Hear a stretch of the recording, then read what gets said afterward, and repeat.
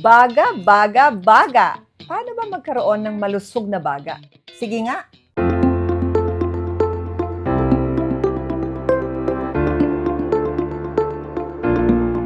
Siyempre, dapat hindi naninigarilyo. Dapat wala masyadong infection or kung magkaka-infection, naagapan agad. Usually, may mga pasyente rin, may mga asthma, may mga COPD or iba pang mga condition. Pwede pa namang ayusin po yun at maging malusog ang kanilang baga. Pero may mga gamot. Paano ba magkaroon ng malusog na baga? Dapat hindi ka naninigarilyo.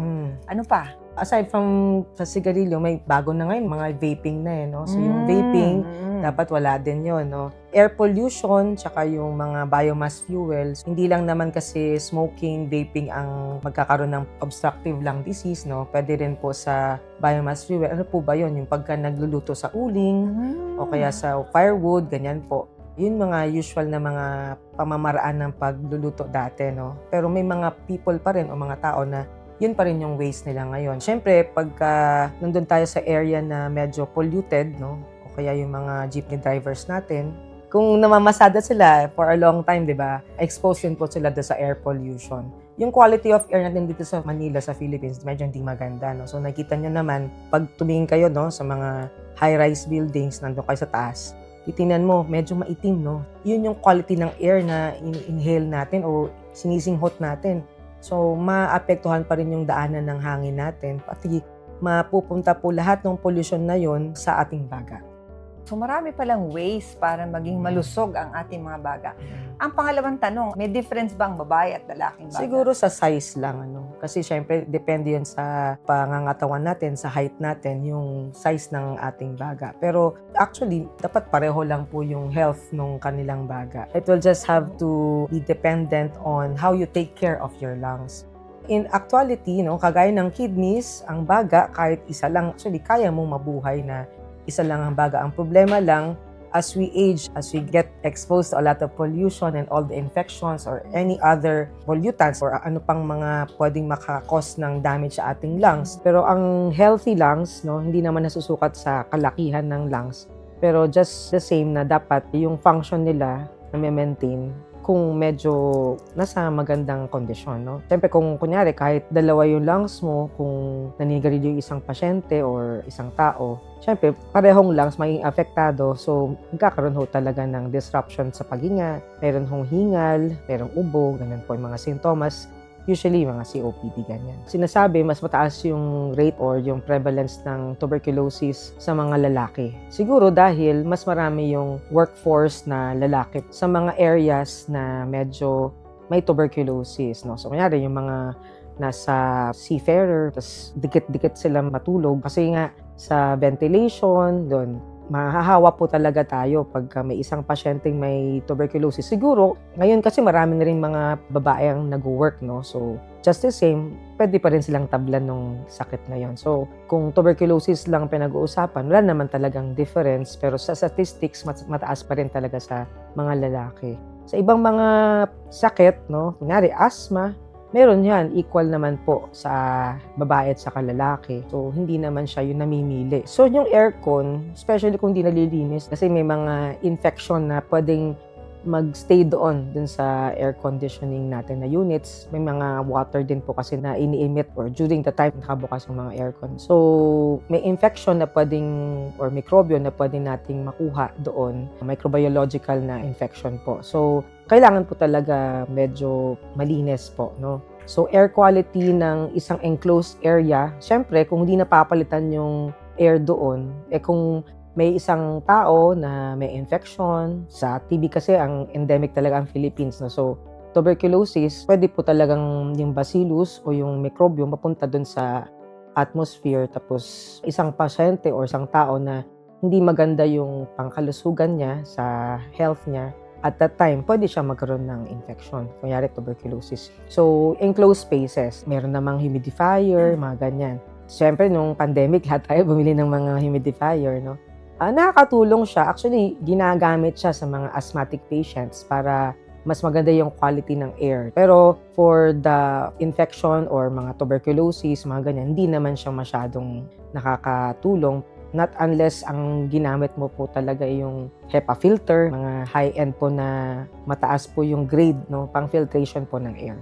So ako ay isang pulmonologist, so tumitingin po ako ng mga pasyenteng meron hong kondisyon about sa lungs, no. So usual patients namin, asthma, tuberculosis. So kunyari, may 10 pasyente, kalahati doon tuberculosis na mga papapatingin. May mga 1 or 2 na asthma, may COPD. Ang isa ko pang specialty is pulmonary hypertension, saka vascular pulmonary embolism. So, yun pa yung mga ibang pasyente ko. Nakakahawa talaga siya. Kasi hindi siya nakakahawa dun sa kutsara, no, sa pagkain. Nakakahawa siya pag yung isang pasyente umubo.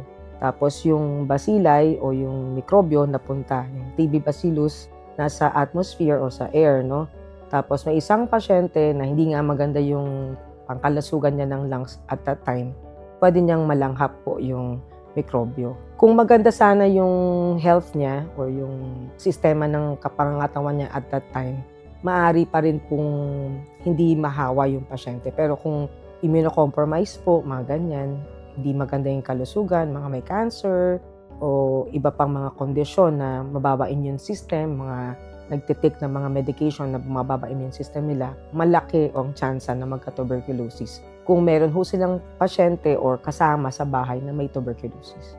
Yung common symptom ng tuberculosis is ubo na medyo matagal, at least 2 weeks na cough. Medyo presumptive tuberculosis ang tinatawag namin. So, pinipresume na namin na may TB sila unless proven otherwise. No? Ibig sabihin, kailangan mo investigahan kasi nga malaki ang tsansa na makahawa sa ibang tao. May it be in the workplace, sa kasama sa bahay, ganun po. Nakasalamuha lang pauwi. Rin, nasa isang enclosed na transportation, ganyan. So, malaki yung burden po doon na kailangan mong malaman kung may TB ang isang pasyente o hindi. Kasi nagagamot po siya. No? Kung mapatunayan natin na may TB po talaga, makakagamot po siya. So, usually, pinapagawa namin is meron po kaming plema na papagawa for TB gene expert, no? Sputum gene expert.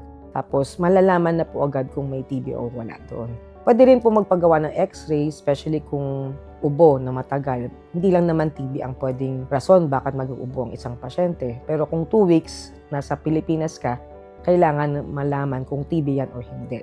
Ang x-ray, pwede rin makita kung may iba pang mga kondisyon, pneumonia, may fluid sa baga, cancer. Ang problema sa ating kulturang Pilipino, ang tagal bago magpakonsulta. Kaya yung simple po na dapat upper respiratory tract infection lang, mga 3 days na ubo, tumatagal, no? So, hindi natin alam, baka nag-convert na po siya to lower respiratory tract infection, pati ho yung baga na, hindi lang sa upper, nagka-infection na rin. Pero just the same, 2 weeks na cough, at least, hindi mo malalaman na ito lang po siya, postnasal drip lang ba siya, reflux lang ba siya, kasi kailangan mong malaman kung hindi siya TB or hindi.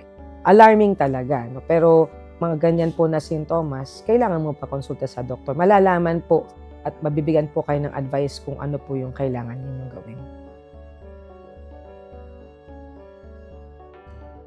Ayun, natutukoy agad namin kung ano po yung pwedeng mabigyan ng solusyon. Malalaman din po ninyo na ito lang po siya o medyo maagapan kung medyo malala na po siya. So, tamang timing po ng pag-consultation, very important para ho naman sa inyong kalusugan yan. So, mga prevention po sa mga sakit ng baga. For example, cancer, no? Usually, mga pasyente matagal magsigarilyo. Bago sila mag-cancer, siguro mag-COPD muna sila or emphysema. Ang tinatawag natin chronic obstructive pulmonary disease, no?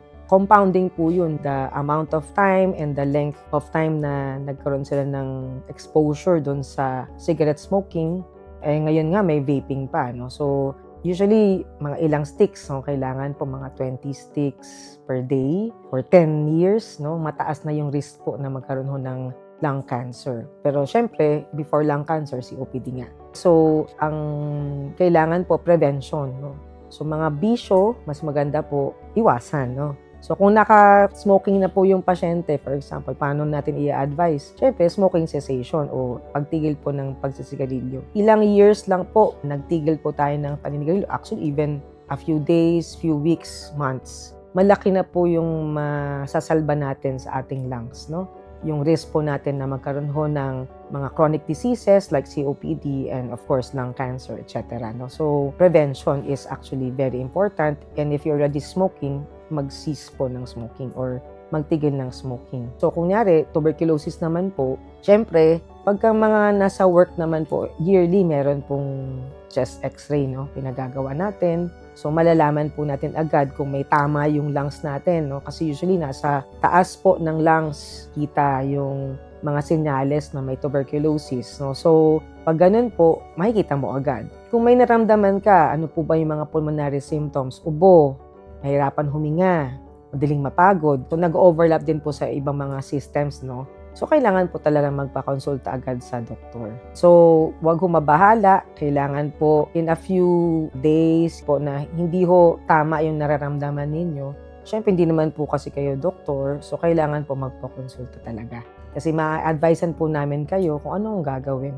At saka, siyempre, kung naka-advise na wala na po yung sintomas, maganda pa rin po magpa-follow up. Kasi nga, baka mamaya may mga test po kayo hindi napakita.